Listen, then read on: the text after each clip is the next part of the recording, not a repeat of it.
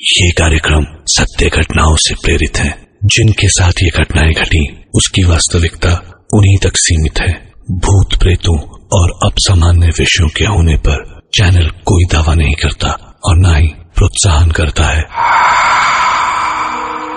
क्या आप बता सकते हैं कि खौफ क्या है? क्या आपको खौफजदा कर देने के लिए किसी मॉन्स्टर की जरूरत है? बिल्कुल नहीं।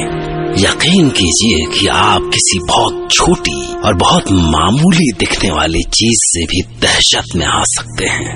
वो अपने सामने पड़े सिगरेट लाइटर को देखिए, या मैच बॉक्स, या छोटा सा पतंगा, हैंडमेड डॉल, या एक्वेरियम में तैरती गोल्ड फिश। यकीन कीजिए कि कोई ऐसी ही चीज अगले ही पल आपको पसीने पसीने कर देगी। मैं डॉक्टर नागर, पेशे से मनोवैज्ञानिक और पैशन से ह्यूमन माइंड का फैन, हर रात आपके पास लेकर आता हूं मुझसे मिले कुछ लोगों की आप बीती, कुछ घटनाएं जिन्हें सुनकर आप सोचने पर मजबूर हो जाते हैं।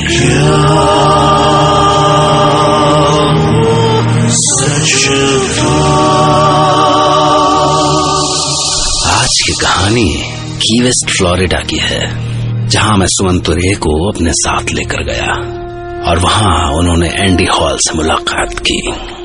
एंडी हॉल की आंटी सारा बेल ने एक खौफ के साए में जिंदगी बिताई, पर क्या वो आज भी उस खौफ से बाहर निकल सकी हैं? शायद। Mr. Sumanto, please come in. Would you like to have a cup of coffee? I was making one for myself. Well, if you're making one, I don't mind. Thanks. I think I should start telling you right from the beginning. अब वो haunting doll की waste Florida के museum में है। And you know, कुछ लोग आज भी कहते हैं कि उन्होंने म्यूजियम में रखी उस डॉल को ब्लिंक करते हुए देखा है, बल्कि कुछ लोग तो उसको चलते हुए देखने का भी दावा करते हैं।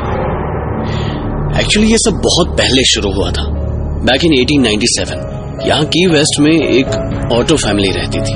उनका प्लांटेशन का बहुत बड़ा बिजनेस था और इसीलिए उनके यहाँ बहुत सारे मजदूर भी काम करते थे। लोग कहते हैं कि मिस्टर ऑटो उनके साथ बड़ी बेरहमी से पेश आते थे। नहीं साहब, मुझे मत मारो साहब, गलती हो गई साहब। ब्लडी स्काउंड्रल, $100 लुटा देने के बाद कहता है गलती हो गई। नहीं साहब। एक दिन जब कोई मजदूर मिस्टर ऑटो की बेरहम मार से चल बसा तो उसकी बेटी ने मिस्टर ऑटो से बदला लेने की ठान ली और इसके लिए उसने मिस्टर ऑटो के बेटे जीन को एक हैंडमेड डॉल गिफ्ट की। Wow, what a beautiful doll. Thank you so much. I'll call it Robert. Gene का पूरा नाम रॉबर्ट यूजीन ऑटो था, तो उसने डॉल को अपना ही नाम दे दिया। पर गलती जीन से नहीं, उसके डैड से हुई थी, जो ये नहीं जान सके थे कि मजदूर की वो लड़की वुडू जानती थी। एक दिन ऑटो फैमिली कहीं गई हुई थी और जब वो लोग वापस लौटे तो उनकी एक पड़ोसन भागती हुई उनके पास आई। मिस्टर ऑटो, पता है मैंने क्या देखा? जीन की डॉल वॉक कर रही थी अपने आप, एक विंडो से दूसरे विंडो तक। Something is wrong with that doll mister Otto. Please throw that doll out of your house. No Mrs Young, no, आपको कुछ भ्रम हुआ है। भला डॉल अपने आप मूव कर सकती है क्या? आपको रात में ठीक से नींद तो आई है ना? मिस्टर ऑटो ने उस लेडी की बात तो हवा में उड़ा दी, लेकिन धीरे धीरे डॉल की हरकतें बढ़ने लगी। एक दिन उनका बेटा जीन भागा भागा उनके पास आया। Yes. No, we need to do this at any cost. Daddy. What? Robert is walking. Are you joking? No, Daddy. It's not a joke. अपने आप चल रहा है वो। Okay. मैं देखता हूँ। Come with me. देखो, कहाँ वॉक कर रही है? पड़ी है फर्श पे। डैडी, वो वॉक कर रही थी। मैंने अपने आंखों से देखा। Gene, stop making stories. मैं फोन पर एक इंपॉर्टेंट डिस्कशन कर रहा था and you disturb me for this nonsense. इसके बाद एक रात घर पर सब सो रहे थे सिवाय मिस्टर ऑटो के, जो कुछ काम कर रहे थे। अचानक उन्हें जैसे किसी बच्चे की खिलखिलाने की आवाज सुनाई दी। डिस्टर्ब होकर उन्होंने काम रोक दिया। ये अब जीन को क्या हो गया है? आधी रात को जगकर क्या कर रहा है? दिमाग खराब हो गया इस जीन का। पर जब वो जीन के कमरे में पहुंचे तो जीन तो सो रहा था। जीन अरे ये तो सो रहा है, फिर वो आवाज किसकी थी? तभी उन्होंने रॉबर्ट को फर्श पर पड़े देखा। ये जीन भी सब कुछ यहाँ वहां फैला के रखता है, जैसे मैं उसका बाप नहीं उसका नौकर हूं। उन्होंने रॉबर्ट को उठाकर टेबल पर रख दिया, पर उसे रखकर वो जैसे ही पलटे कि उन्हें कुछ आवाज सी सुनाई थी और उन्होंने देखा कि जिस डॉल को अभी उन्होंने टेबल पर लेटा के रखा था वो बैठी हुई उन्हें घूर रही थी। व्हाट? ये यहाँ? Am I dreaming? ये कैसे हो सकता है? I think I'm taking too much stress nowadays. इतना सब कुछ होने के बाद भी मिस्टर ऑटो सच्चाई का एहसास नहीं कर पाए और एक रात अचानक उन्होंने जीन की चीखें सुनी और उन्होंने चिल्ला के अपनी वाइफ को आवाज दी। जोसी, क्या हुआ है जीन को? I don't know, dear. Come, please come with me. Gene! और वो जब भाग के जीन के कमरे में पहुंचे तो उनकी वाइफ आंखें फाड़े जीन की ओर देख रही थी। जीन बेड पर पड़ा तड़प रहा था और उसके पास ही बेड पर रॉबर्ट अपने दोनों पैरों पर खड़ा था, जीन को घूरता हुआ। मुझे बचा लो डैडी, ये मुझे मार डालेगा। Please daddy, please. No no no, leave me. Mister Otto घबराए हुए आगे बढ़े और उन्होंने रॉबर्ट को उठाकर एक कोने में फेंक दिया, पर वो डॉल गिरते ही अपने आप खड़ी हो गई और फिर मिस्टर ऑटो ने उसकी आवाज सुनी।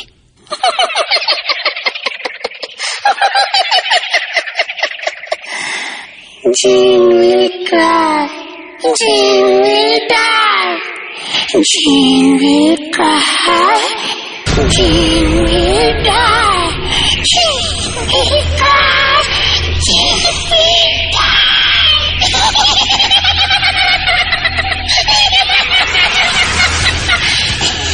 दहशत से कांपते हुए मिस्टर ऑटो ने रॉबर्ट को कमरे की ही दो छत्ती पर फेंक दिया और किसी तरह जीन को उठाया और वहां से भाग निकले।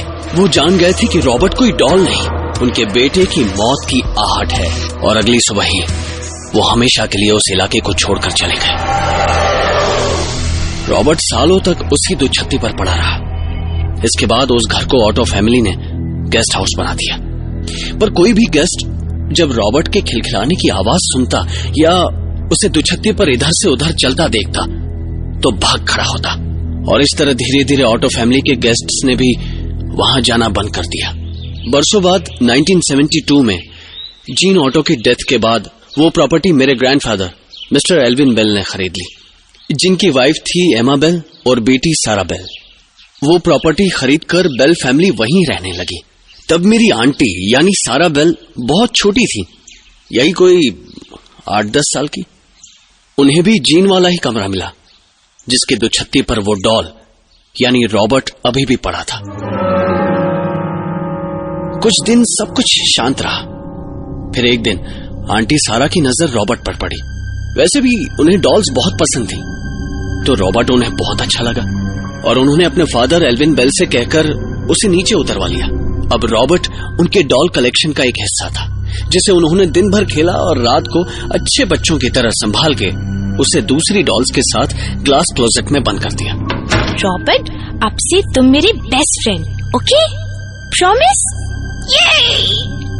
पर एक रात अचानक ग्लास क्लोजेट के डोर्स नॉक करने जैसी आवाज आई और आंटी सारा की नींद खुल गई। उन्होंने देखा कि ग्लास क्लोसेट के दरवाजे कांप रहे हैं। वो डर से बिस्तर पर बैठ गई।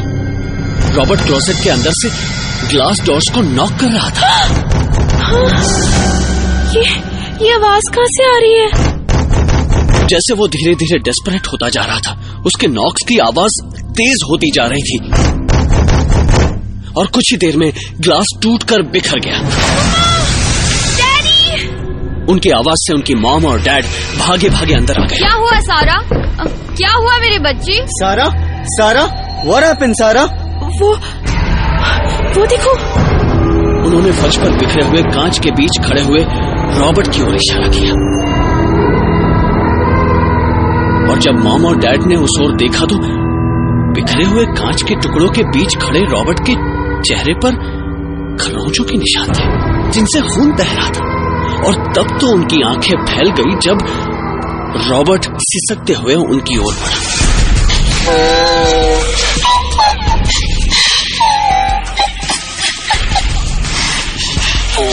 रॉबर्ट को चोट लगी। रॉबर्ट को चाहिए।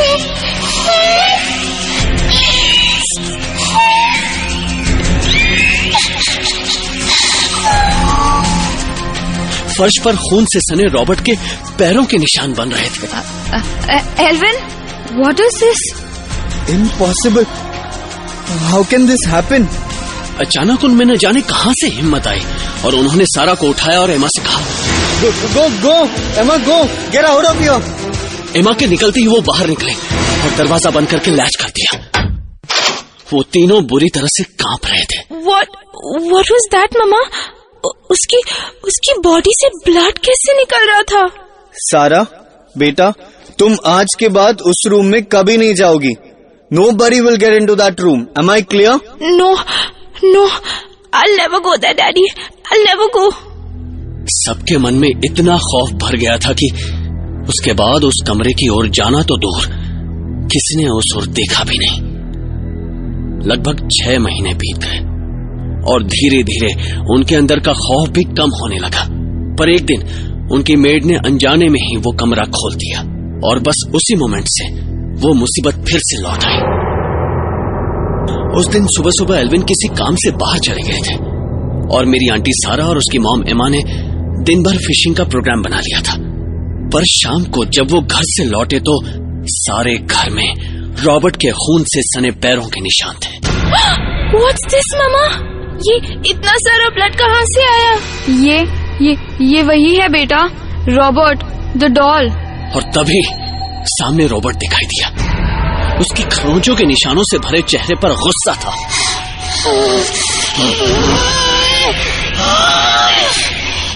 You little guy, you almost killed me. You locked me in that closet. You locked me. तुझे पता है मेरा दम घुट गया वहाँ। पता है कैसा लगता है दम घुटने से? पता है? I'm sorry, Robert. I'm sorry. No.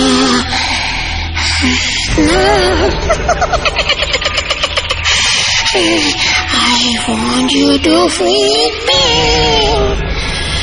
मैं तुझे बताऊंगा दम घुटने पर कैसा लगता है।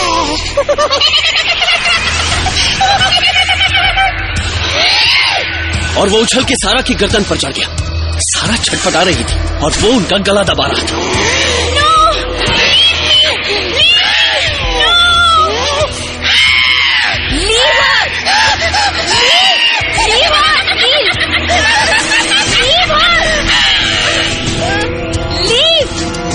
सारा फर्श पर गिर गई। उनकी मॉम भी रॉबर्ट से जूझ रही थी। तभी अचानक एल्विन लौट आए और ये नजारा देखकर वो भी रॉबर्ट पर टूट पड़े।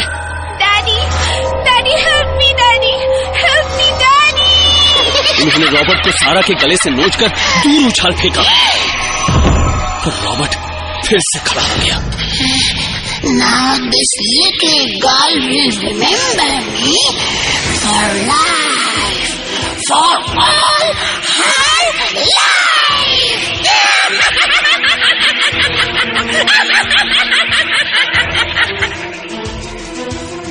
उसके बाद रॉबर्ट की ये हरकतें पूरे इलाके में होने लगी और स्टेट पुलिस ने उसे की वेस्ट मार्टेलो म्यूजियम में रखवा दिया।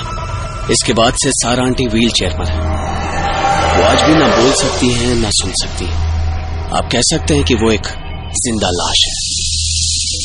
अगर लोगों का दावा सही है कि उन्होंने रॉबर्ट को म्यूजियम में आईज ब्लिंक करते हुए या चलते हुए देखा, तो सबसे बड़ा सवाल उठता है कि अगर उस कपड़े की हैंडमेड डॉल रॉबर्ट का दम सारा के उस ग्लास क्लोजेट में घुट गया था, तो वो म्यूजियम के ग्लास कवर में सांस कैसे ले रही है? सोचिए, क्योंकि कल रात मैं एक बार फिर ऐसी ही एक और खौफनाक कहानी लेकर आपके पास आऊंगा, जिन्हें सुनकर आप सोचने पर मजबूर हो जाते हैं।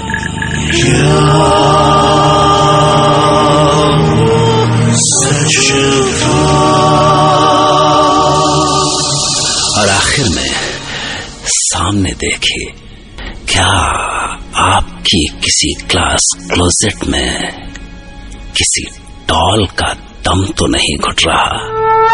Okay, good night and take care.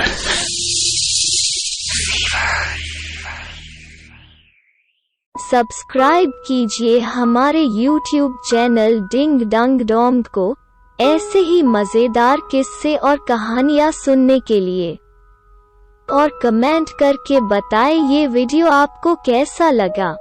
अगर अच्छा लगा हो तो प्लीज एक लाइक कर दीजिए और शेयर कीजिए अपने दोस्तों के साथ।